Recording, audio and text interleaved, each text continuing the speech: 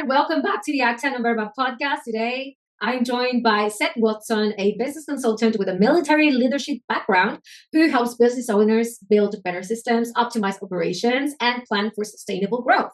Seth saw a massive gap in the way that businesses operate. While the military has manuals for everything, so most business owners are left figuring things out as they go, and that's where he comes in. With a decade of leadership experience managing a multi-million-dollar operation and teams of more than 100 people, Seth has developed a no-nonsense practical approach to business systems, efficiency, and scaling without the flush. His mission is to help veteran-owned businesses and entrepreneurs implement structured processes so they stop spinning their wheels and actually grow. So today we're diving deep into why most businesses are struggling with planning and systems and how to make better business decisions with military level efficiency, and why content creators need to own their platforms before they get wiped off the internet. So without further ado, let's go into the podcast. Welcome to the Acta Numberga podcast. I'm Betty, and here we'll talk about business, freelance, mindset, education, mental health, life, personal growth, and everything to help you overcome your fears, know yourself, and create the life and career of your dreams. Episodes in English and Spanish every week. Seth, thank you for coming to the show. I'm so happy to have you. Never actually had anyone with military leadership background, so I can't wait to delve into the podcast. Oh, thank you for having me. It was a pleasure being here today. Okay, shall we just go straight into the questions? I feel I have so many questions, and I don't want to keep this long because I feel like this is a podcast where people would take a lot of golden nuggets and information that they can actually use for their business and actionable steps, because I know that with your background you'll be like that. So I want to go straight to the question.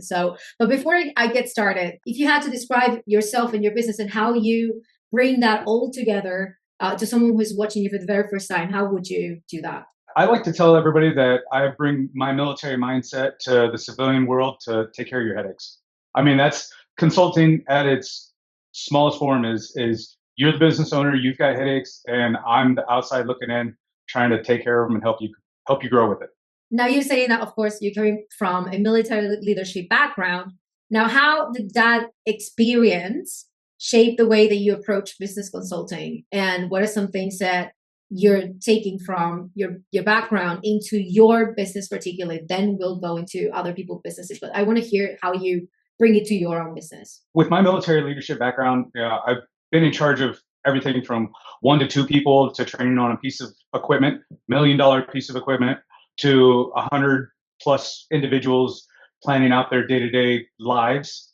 And with that decade, going from a corporal to a senior non-commissioned officer in the United States Army, starting first class, I was in E7 when I was medically retired. I took all that and planning has become like the background, and you'll hear people talk about it, and they write books, lots and lots of books about leadership and your planning process. And the Army is no different.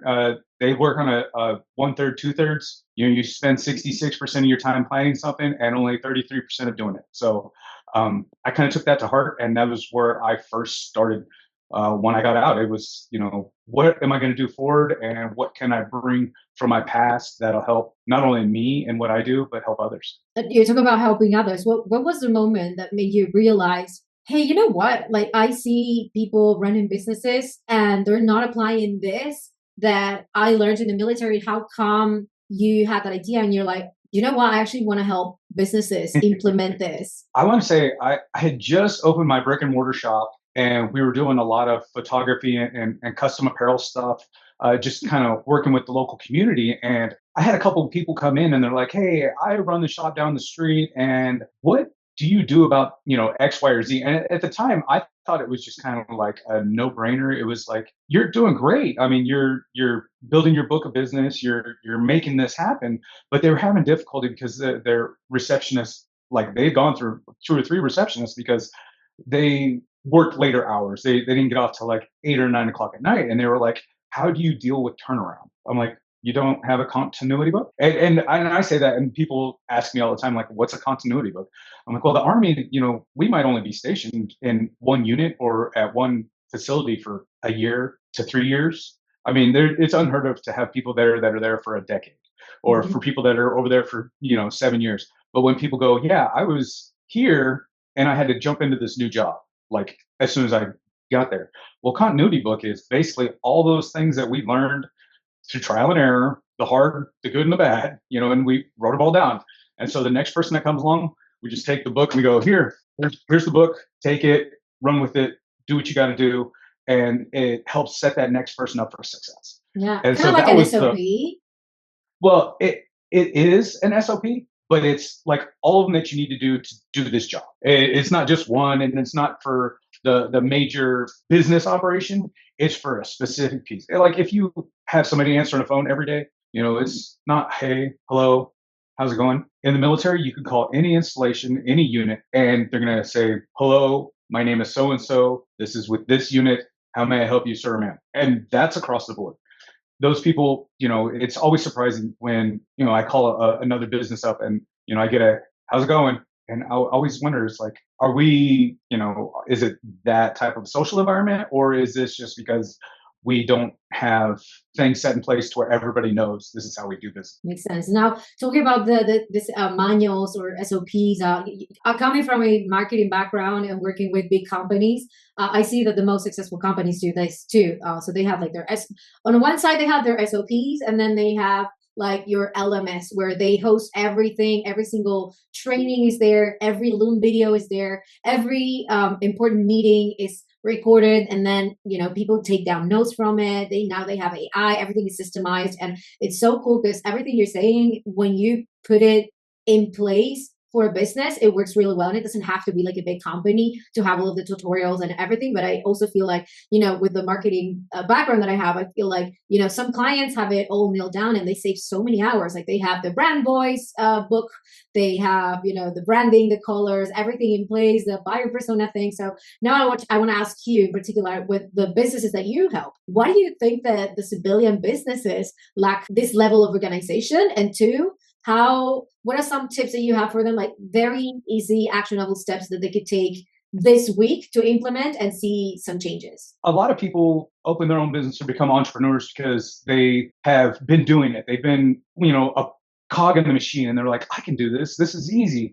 And when you see like that one, the whole pie, when you've always been just like one section of it, you kind of lose that other fact. And so for small businesses, owners that find themselves getting stuck in a rut where they're not sure on what those next steps are, I always like to tell them, write it down, because if you're, the greatest salesperson or the greatest closer, or you can, disassemble and reassemble or install things exceptionally well, write your subject matter expert stuff, write that down, because what that'll do is that frees up the gray matter space to where you don't have to automatically think and explain.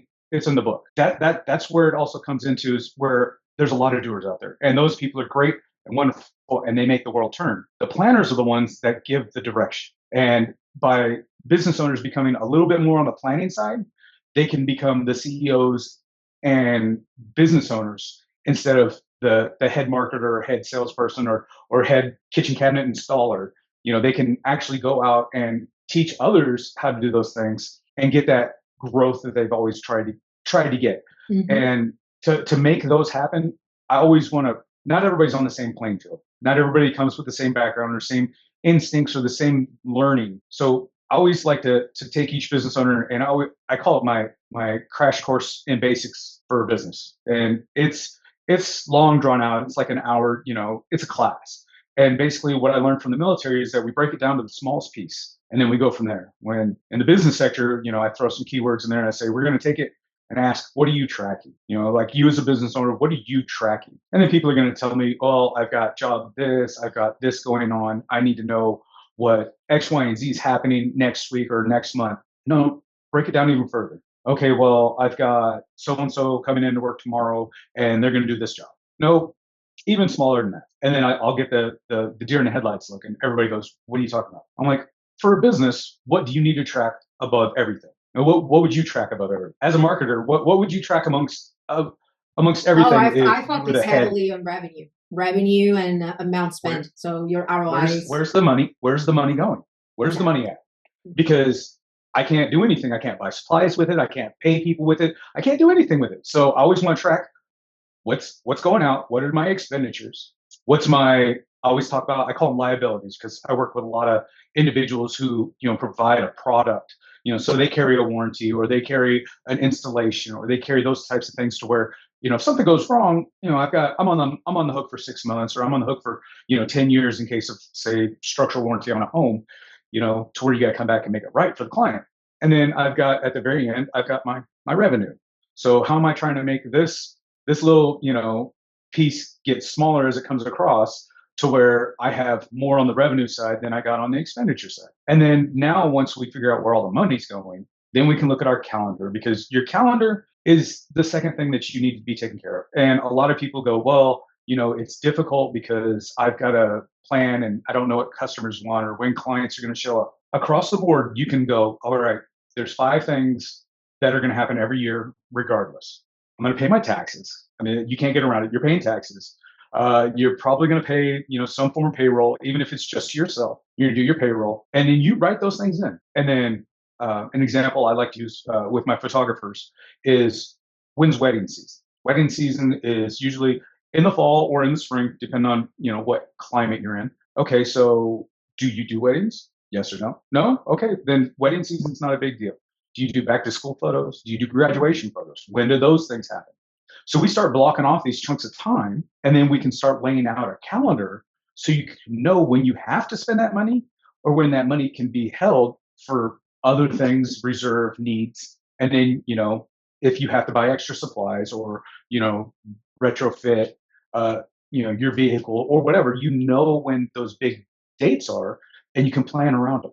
So now we start looking at, as I develop further and further into the class, it's, our 30, 60, 90-day calendars, our 180-day, and then we backwards plan that time frame, which is a military technique we use forever. Everybody says, you spend 80% doing prep, standards, getting everything ready, and 20% on execution. And that's how we get that backwards plan. And we know when we got to start working on it, so we can meet that calendar deadline and we can make that event happen. So tracking, that's the first actionable thing I want to tell everybody. Track what you're spending your money on, where it's coming from, where it's going, and how are you able to keep more of it at the end of the day. I love it how you say all of this, because it's working in marketing, we're very much on like metrics. Everything is a metric, everything is a KPI, everything is like SOPs, everything is just data driven. And those are the companies that do better. But I see with smaller clients, they don't do that. And I'm always like, you need to do this, otherwise you're just gonna lose. And now I love what you said about the doers and the planners. But I want to ask you something from your experience and working with clients. I imagine that you work with in-person businesses and online businesses. Is that correct? I do mainly in person, because it's just me able to do this. But I do virtual teachings, and like virtual Zoom, especially after the pandemic, being able to take clients and do virtual meetings for wherever they're at. And I always joke around, is my first consult fee is a cup of coffee. I'll give you 1 hour, and you give me a cup of coffee, and then you let me know what your headache is. But whether in person or, like I said, over virtual, people can always reach out. And that's what I've found is being able to have these face-to-face conversations, because in an email or a letter, people can't convey, like, their worries and their headaches and their concerns.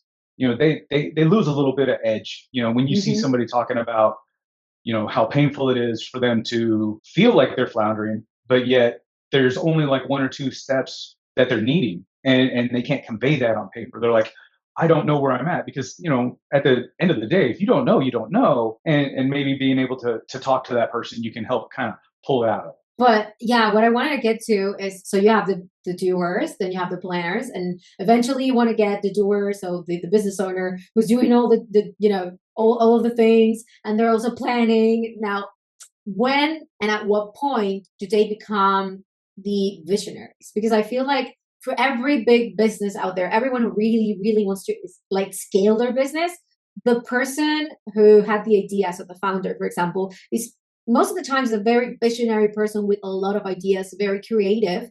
And I feel like doing and planning are very important, but there needs to come a point, if you want to grow your business, where the visionary needs to take on the role of just being the visionary and being the creative person with the ideas, and like, okay, let's develop this new program, or let's create this new product, or anything like that. What do they need to do in order to step into that role that they're supposed to be if they really want to grow their company? And have you seen this with any clients, or do you have any suggestions for people who are stuck in the planning mode and they just want to move into just being the visionary? And I feel like a huge step of that, and I feel like you, with your experience, with your background, you may have a lot of experience, which is delegating, which is a word that for many of us is so hard because you need to trust the process. So what do you think of that? So like you just said, you hit it right on the head. The delegation. But when you delegate, a lot of people I find, the CEOs, the business owner, no one's going to work harder, than you because it's your name. And I can't take any credit for that. I heard that from Gary Vaynerchuk in one of his talks. No one's going to work harder than you. Well, okay, but how do we get somebody up to speed so I don't have to do it and they can do it? That's where those continuity books and those standard operating procedures that you talked about, once we know the training that we're giving them is up to speed, and then the evaluation period that we see that the other person's up to speed, then we know we can step back. But when it's just a one person and they're finding themselves, they're like, I need to be able to take that next step, but I don't know who to hire. I don't know how to hire. I don't know where I need to hire. I always tell them, I was like, okay, are you good at sales? Yes or no? Okay, yes. Okay, are you good at the back end? No. Are you good at managing time and your calendar? Yes. Okay, well then we go through this and we just look, oh, well, do you need an HR person first? Or do you need another salesperson first? And where you can step back and you can do the plan and you can direct where your salesperson goes. Or do you need an installer? Or do you need, a laborer? And it could be anything from, with the gig economy, you can get a day person. You can hire out to a temp agency and say, I just need somebody to come in for 12 hours a week. Or, I need 10 guys, 40 hours each, because we're putting up shingles on a roof. And that's, I've worked with a lot of general contractors, and that's where a lot of them always had that stumble in their growth. Was they're a great salesperson.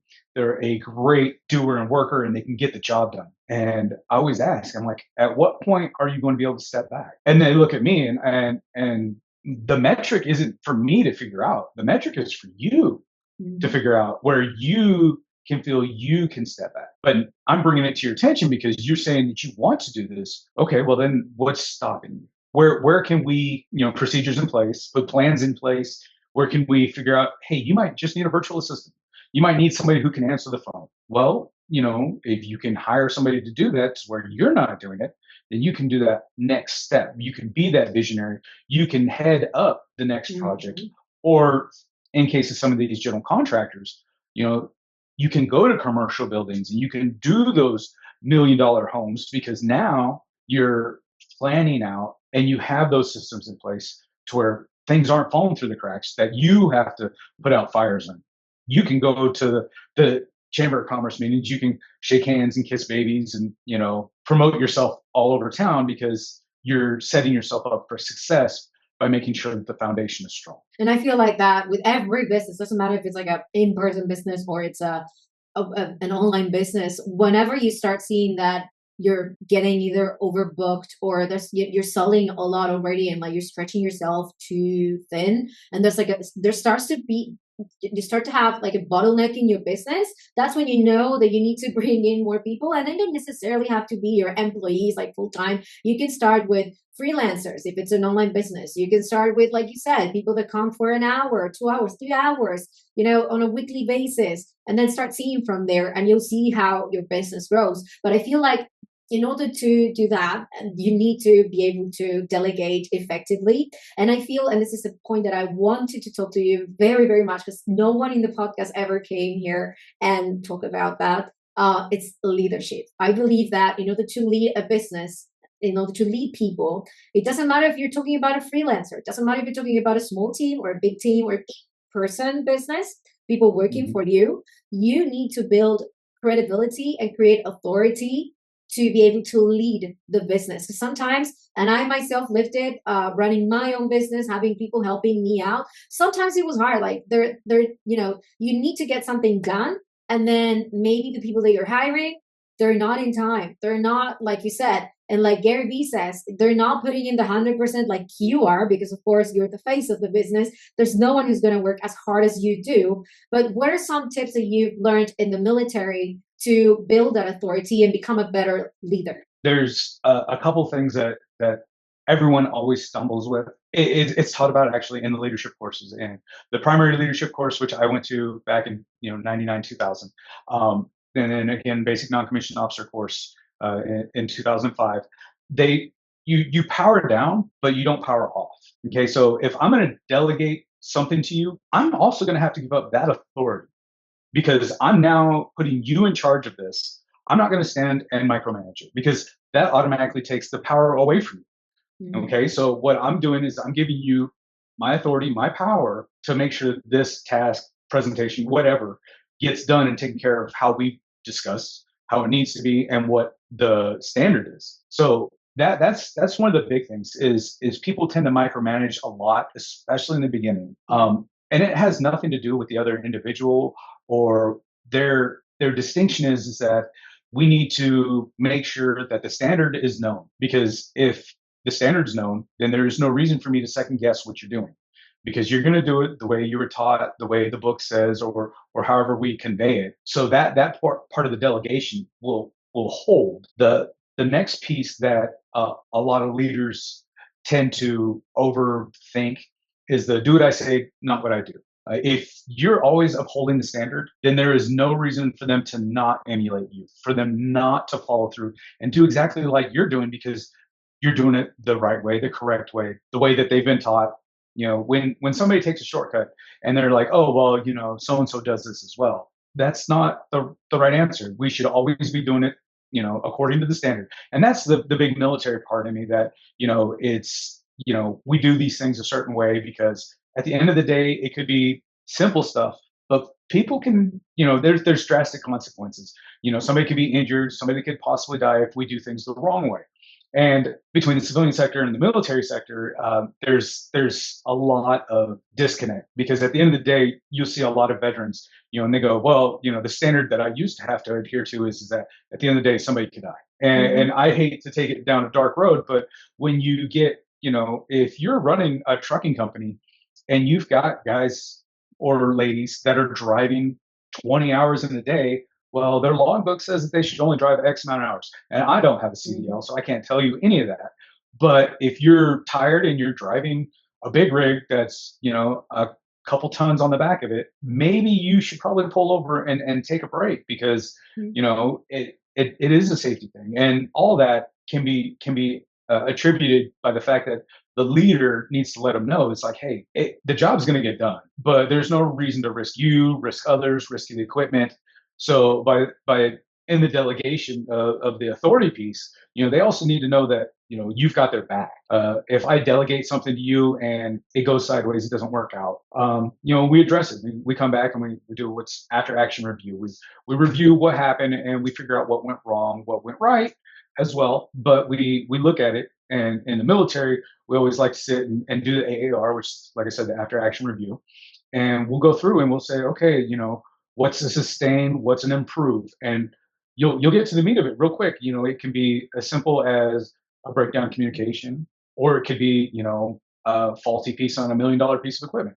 All those things come in when the leader is able to take full responsibility of letting the subordinate be in charge of it. I love what you said because it makes so much sense, and you made me think like I've been on both spectrums in this scenario. Like I've been micromanaged too, and I've not micromanaged, but I've probably given too much feedback on things that maybe were ready to just be sent to the client. And I feel like every time there was a better job done, it was when I was not being micromanaged and when I was not micromanaging, let's say. So it makes a lot of sense, and I feel like what it comes down to, and I don't know if you feel the same way here, it's being a good leader is empowering others to make decisions, empowering others to allow them to step in their role and showing that you trust them because there's a reason why you chose to work with those people. Like you vetted them, you talked to them, you you know how they work, and you're like, yeah, I want to work with her, I want to work with him.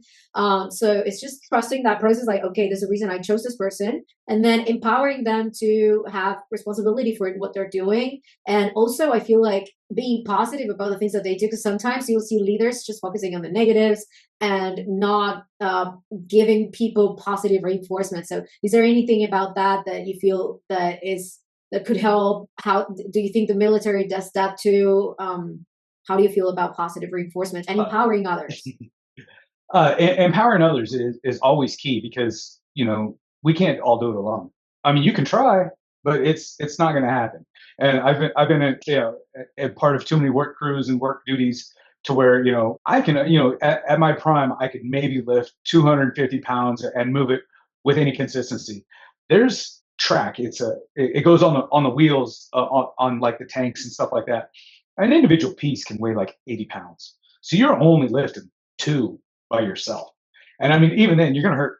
And so, like, by working together, we all know that we're going to be able to accomplish things. And letting others know, I trust you, not only to get this paper done and turned in on time, but I trust you with my life. And that's like I said, that military experience brings it to that extra edge. But when you're able to work together, and you can accomplish numerous things, and it's so much easier by being able to look at other people, and they've got their half, you've got your half. So they're that's an empowering moment alone. I mean, because you've got that trust in that individual, and they've got their trust in you. Now, when it comes to positive and negative reinforcement, the military is all about negative reinforcement. There's a joke. It's you can learn by pain or by repetition. We don't have time for repetition. So when I first joined the military, in '99, it was always a joke. Is that you know when you do bad things, you get stronger. You get to hold the world Mhm. down because you're going to actively do push-ups all day, every day. And as I grew older and matured in the military, I found that sometimes it's not always, the negative reinforcement or the positive reinforcement. Sometimes the instructions are unclear, and that has to be taken into consideration. But when you get that attaboy at the end of a field problem, or you spent 30 days living in the dirt, muck, and grime, and haven't been able to shower, no sleep, and all this, or you've ran a 6-month project and thrown in those late hours and those long nights, and you look at the whiteboard in the office or the chalkboard, and you see the team's notes, and everybody's like, this is wrong, this is wrong, this is wrong, this is wrong, this is wrong. That gets demoralizing. But it's that one time when we turn it in, and we go, hey, thank you. And that could be the biggest thing in somebody's day. Or it could be, hey, here's your, we always talk about in the military, it's a donsa, it's a day of non-scheduled activity. It's basically you get a day off, just a day off of work. You call it Doesn't sound that non-scheduled activity. well. That's what they call it. That's what's on the training calendar that way. It's a day of non-scheduled activities, and you would be surprised at how people's lives and happiness is changed by all of a sudden getting a 3-day weekend. I mean, it's not that big of a deal. I mean, there's in a given organization 120 people to 180 people. So if you have one person take a Friday off or come in late on a Monday, you're not going to miss a whole lot, Mhm. because everybody else can flex around it. But to that person that got to maybe take their kid to school, or spend time with their family, through the weekend, or even if they're a single person, able to catch a sunrise or a sunset, eating dinner at a place that they wouldn't normally get to because they're not oftentimes, that can change worlds. So yeah, the negative reinforcement will happen, and people will always remember the last bad thing you've ever done. It's just the nature of the beast. But those moments when you can be a positive change, that shapes people's whole futures. It's interesting how I have many of my clients that I have, many of my first clients were veterans. And I would like to know, because one, I think like you guys build a tremendous amount of discipline that not other people have. Not many people have that. And it makes sense.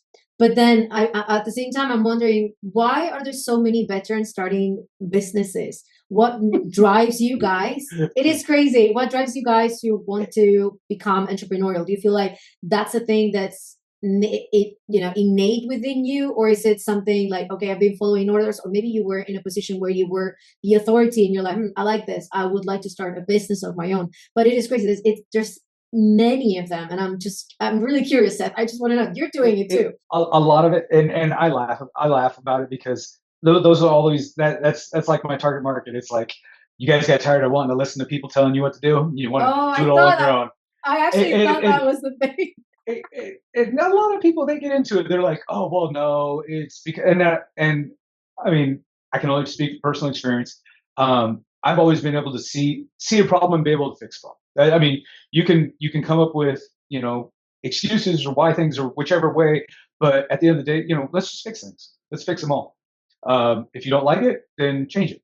And being my own business owner, being an entrepreneur and running the show myself, well, if there's a thing I need to fix, then I got to do it. There's no one else. But when you're in an organization and you see those things and you just day in and day out, you start wanting to figure out another way. Because if you're in a 9 to 5, or you're under a contract for something, and you're seeing people or the way the organization's being run, and you just don't like it. And so a lot of veterans, they'll get out and they'll want to be in charge of themselves, and that's it. They'll do sales, they'll do insurance, they'll do all this out of the ordinary jobs to where they no longer have to worry about others. And that might be just because a lot of us get overworked during our time, and a lot of that not only physical toll, but mental and emotional toll is just like, I'm run down. But on the other side, there's people like me that are like, hey, you know what? I can help you fix that.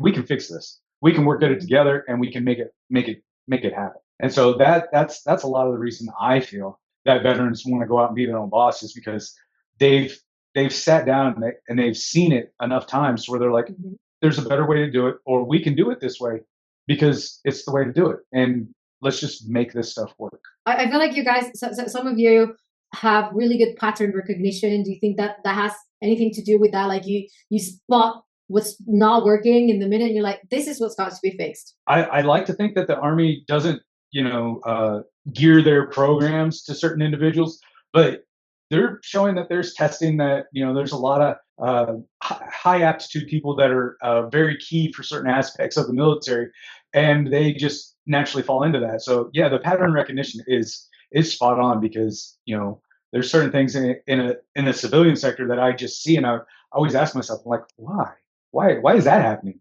I mean, or like I said, just going back to the analogy of answering the phone, what could be more unprofessional than somebody answering and going, hey, and you're at a Fortune 100, Fortune 500 company, and that's how the front office desk person calls their buddy, but yet answers the phone in the business. It is, I've seen that too.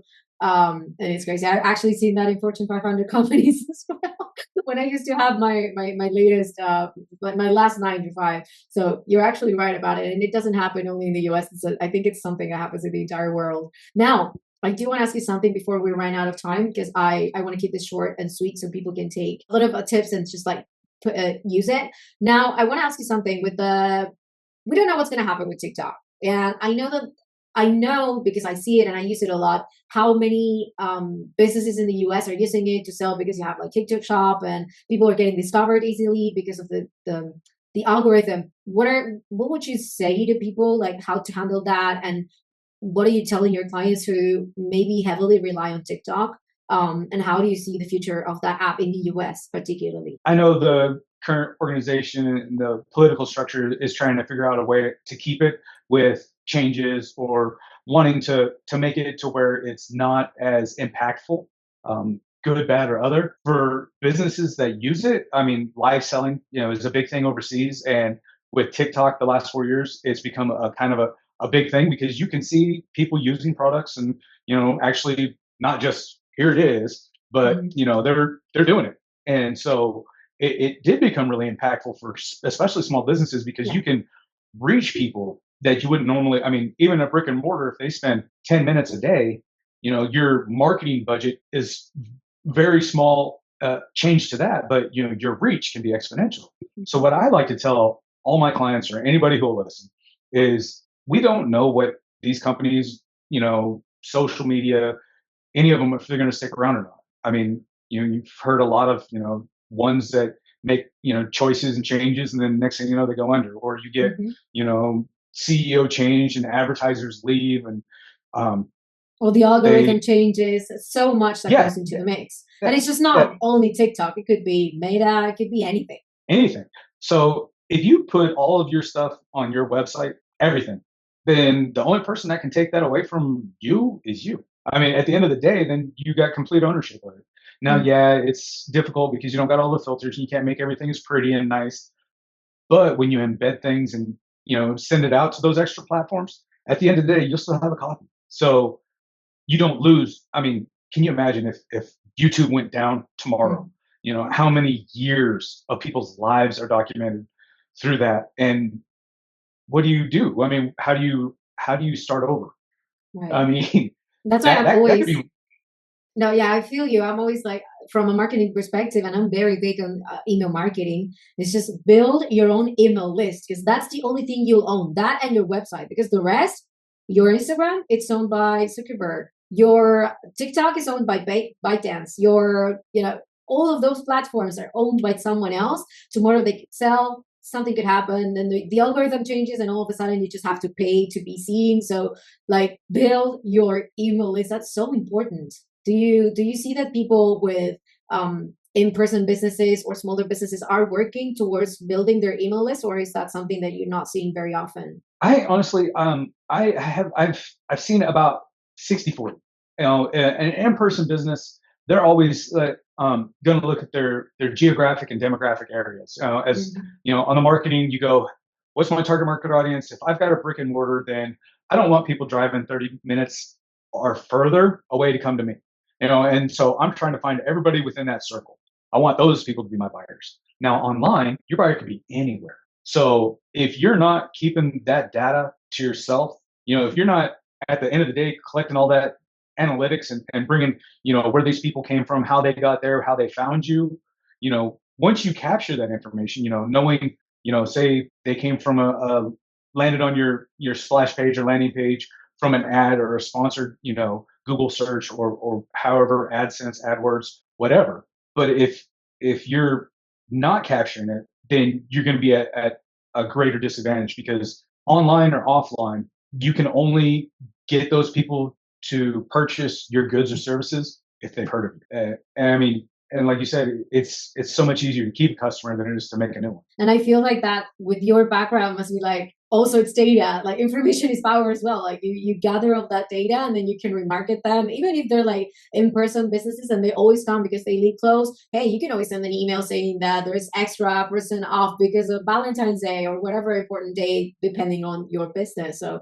I feel like that's also something else. But now, Seth, before I leave you go, I do want to ask you this. So you've worked with a lot of businesses in person and online. What's one mindset shift that separates those who are struggling from the successful ones? Those who are willing to learn. Hmm. I mean, honestly, at the end of the day, if you don't know, you don't know. But if you're willing to learn, if you're willing to sit down and have those conversations, if you're willing to ask for help, I mean, consulting is been around forever.